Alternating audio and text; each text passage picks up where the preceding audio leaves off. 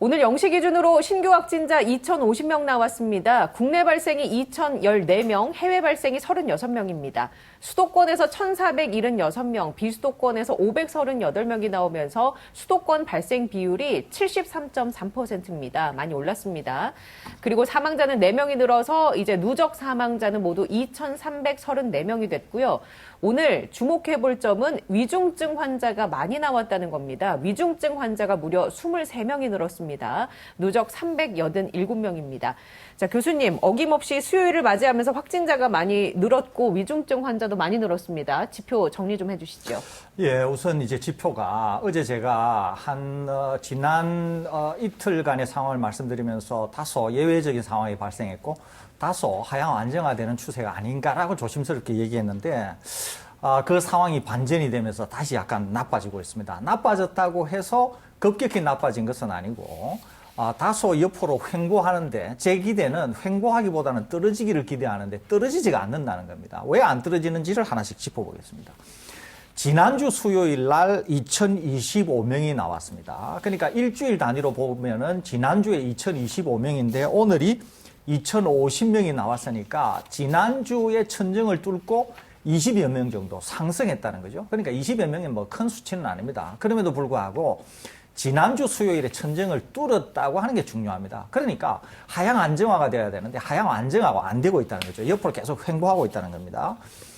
이게 왜 그러느냐 하면은 월요일에서 화요일이 되면서 220명이나 늘고 그 다음에 화요일에서 오늘 수요일이 되면서 거의 한 450명이나 늘면서 이번 주에 들어서 월화 오늘 수요일까지 한꺼번에 670명이나 늘었다는 겁니다. 이게 그러니까 떨어지지가 않고 다시 반전이 되었다는 거죠. 그러니까 계속 이게 횡보하고 있는 상황을 보인다는 겁니다. 확진자가 많아지니까 앵커 지적하신 것처럼 위중증 환자도 많이 나왔다는 겁니다. 그렇기 때문에 여전히 상황이 우리나라에서는 외국과 비교해서 관리가 되고 있는 것은 맞지만 밑으로 떨어져야 되는데 밑으로 떨어지지 않고 계속 옆으로 횡보하고 기본적으로 수치가 큰 상황에서 옆으로 횡보를 하기 때문에 이게 위험하다는 겁니다. 그렇기 때문에 그런 점에서 주의가 필요하고 이것은 당분간 어떻게든지 간에 백신 접종이 되고 마스크 착용을 해야만 떨어뜨릴 수 있는 것이기 때문에 백신 접종에 대해서 더욱더 적극적으로 임하시면서 속도를 지금의 수준으로 계속 높이는 게 중요하지 않을까 이렇게 생각이 듭니다. 예. 백신 접종 현황은 어떻습니까? 네, 백신 접종을 굉장히 빠른 속도로 지금 접종이 이루어지고 있습니다. 어제도 거의 100만 명 가까이가 백신 접종을 했는데요.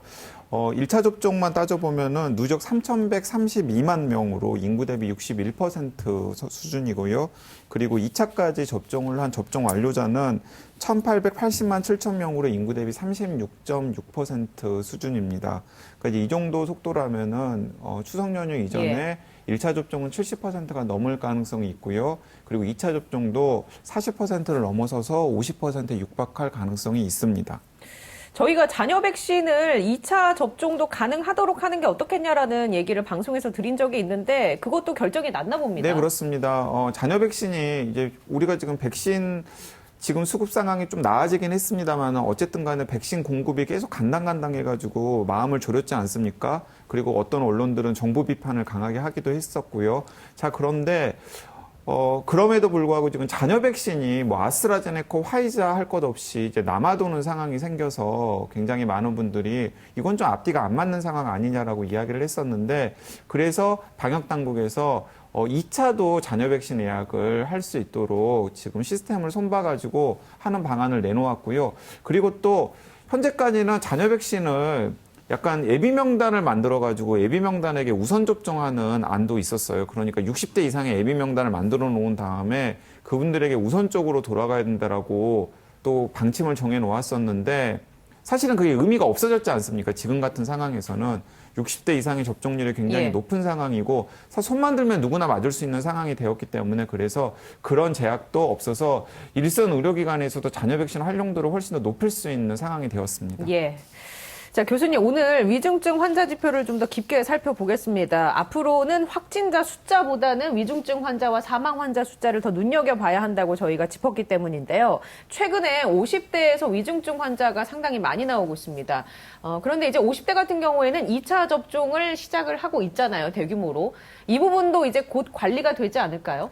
관리가 될 것으로 생각이 됩니다. 그러니까 이제 지금 위중증 환자 수만 보게 되면은 오늘부로 387명이지 않습니까? 그러는데 지금 비율로 보면은 50대, 그러니까 40대, 50대가 197명으로 50.6%, 그 다음에 60대 이상이 158명으로 40.8%라는 거지 않습니까? 그러는데 이게 이제 백신 접종이 더 일어나게 될 경우에는 40대, 50대에서 위중증자가 기본적으로 좀 떨어질 가능성이 있는 거죠. 게다가 전체 위중증 환자 수가 떨어질 수가 있습니다. 그러니까 비율은 어느 정도 된다고 하더라도 절대적인 수치 자체가 떨어질 가능성이 있는 거죠. 이것은 백신 접종이 좀 더 일어나면서 향후 한 달 정도만 지나게 되면 이제 확진자가 나오고 나서 후행적으로 위중증 확진자가 나오는 것이거든요. 그렇기 때문에 백신 접종이 일어나더라도 후행적으로 이제 이 위중증자에 영향을 미치게 됩니다. 그렇기 때문에 향후 한 달 정도 지나게 되면은 위중증자의 절대적인 수치에 다소 변화가 있지 않을까 이렇게 조심스럽게 예상이 됩니다. 네, 이게 실제로 이제 50대 2차 접종이 시작되지 않습니까? 자, 그렇게 되면은 50대 2차 접종을 한 다음에 2주 정도가 지나면은 이제 면역이 완전하게 형성이 되는 상황이기 때문에 9월 말 정도가 되면은 50대들도 지금보다 훨씬 더 이 코로나19 바이러스에 대해서 이제 안전한 상황이 되는 겁니다.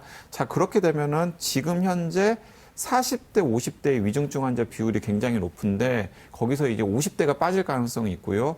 그리고 또 40대도 지금 백신 접종률이 상당히 높은 편입니다. 그렇기 때문에 40대가 한 번이라도 백신을 접종하신 분들이 늘어나면은 그분들도 어떤 식으로든지 간에 백신을 접종하지 않은 것에 비해서는 훨씬 더 바이러스 보호 효과라던가 아니면 위중증으로 빠지는 것을 막아주는 효과가 생기기 때문에 10월 초 정도가 되면은 40대, 50대에서 위중증 환자 숫자가 점진적으로 떨어질 가능성이 있습니다. 그리고 지금 유행 상황이 굉장히 좋지 않은데도 불구하고 30대 이하의 위중증 환자는 8.7%에 불과하거든요. 34명이요? 네. 자, 그렇기 때문에 이건 무엇이냐면 40대 이상이 온전하게 백신을 통해서 보호가 되면 설사 유행 상황이 좀 커져가지고 위중증 환자가 생기더라도 30대 이하의 위중증 환자는 굉장히 적기 때문에 지금 3,400명 정도 나오는 위중증 환자의 숫자가 100명 미만으로 떨어질 것을 우리가 조심스럽게 기대해 볼 수 있다라는 겁니다.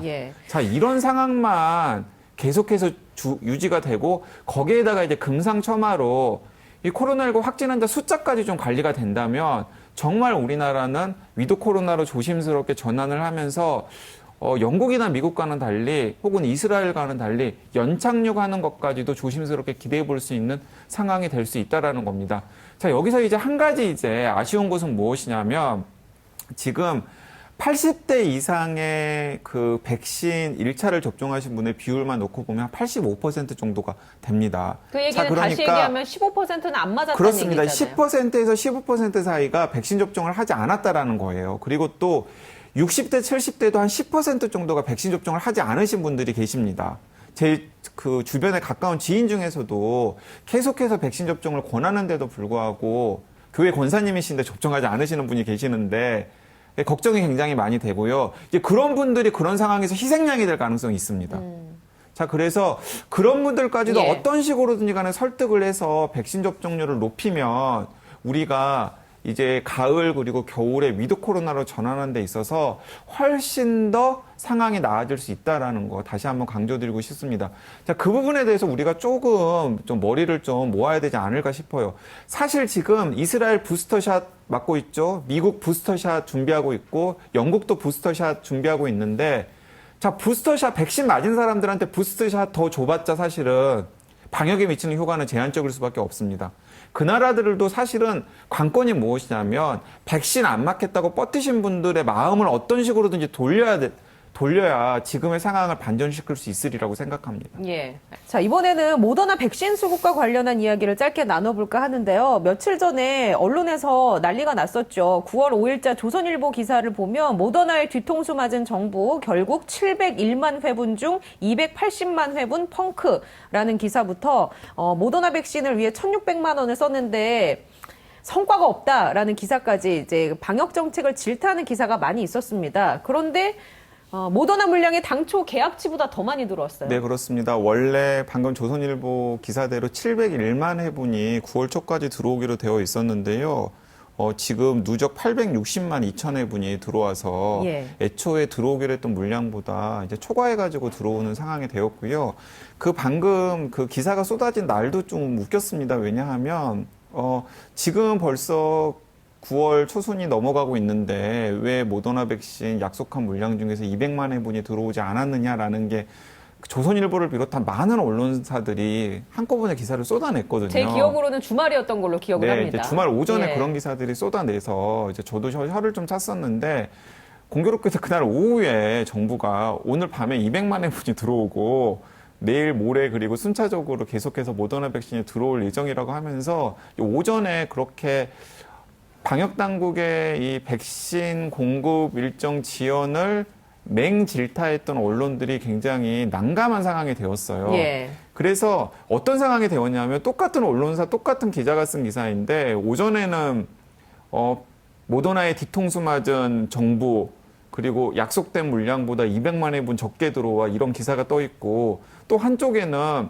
오늘 밤에 200만 회분 추가로 들어와 이런 기사들이 이제 동시에 있는 이게 무슨 메타버스 세상도 아니고 똑같은 언론사 똑같은 기자가 썼는데 한쪽에서는 백신이 안 들어온다고 질타하고 있는데 한쪽에서는 백신이 정상대로 들어오고 있다라는 기사가 동시에 뜨는 이상한 상황이 벌어졌거든요. 보면서 참 어떻게 수습을 하려고 예. 그러나 생각을 했는데 수습을 하긴 하더라고요. 어떤 식으로 수습을 하죠? 시쳇말로 무시하는 걸로. 근데 저는 이제 궁금한 게 그렇다면 모더나 물량이 많이 들어왔으니까 계약치보다 그렇다면은 이제 보도가 모더나 물량이 당초 계약치보다 더 많이 들어와라는 기사도 나올 법한데 이런 기사는 또 눈에 띄지 않는단 말이죠. 그러니까 심지어는 어제 방역당국에서도 약간 자찬할 만한 일이잖아요. 예. 그래서 애초에 그 계약한 물량보다 더 많이 들어왔고 이렇게 계약한 물량보다 많이 들어온 것은 이 복지부 차관 등이 어쨌든 간에 모더나사까지 가가지고 좀 민망하긴 했습니다만은 항의도 하고 그랬지 않습니까? 그런 것에 성과도 있다라는 이제 브리핑도 했었는데 이제 그런 내용이 언론에는 사실 크게 보도가 되지 않았더라고요. 예. 근데 저는 이해는 합니다. 왜냐하면 저도 기자 생활 20년 가까이 하면서 오보 내본 적이 있거든요. 네. 그러면 이렇게 오보 한 번 내고 나면은 슬그머니 꼬리를 감춥니다. 이 심리가 그렇게 돼요.